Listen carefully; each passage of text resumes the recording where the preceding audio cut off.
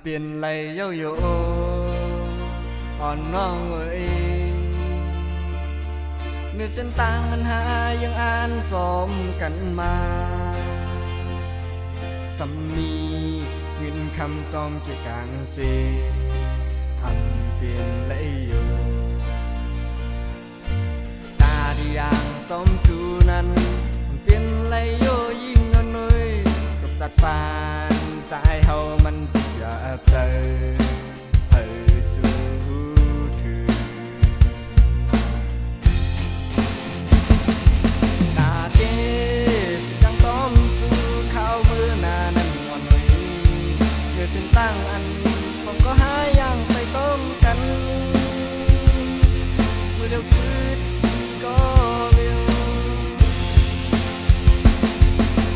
กามอ่อนซองหาในเธอกันก็ยิ่งเหนื่อยเรามุงมองยังสวยสักทีมา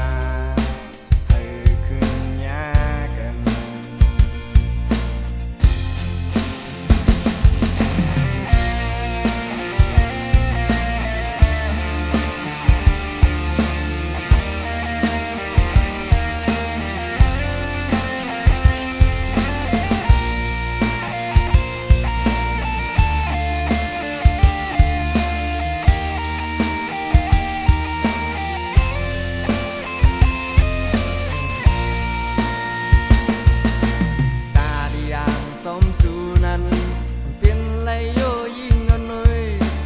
ปา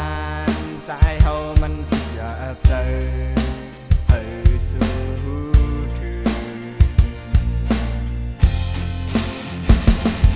ตาเจ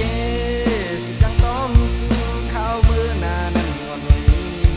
เมื่อเส้นตั้งอันสองก็หายังไปต้มกันเมื่อเร็วคืนก็เร็วกามอ่อนซองหาในเธอกันก็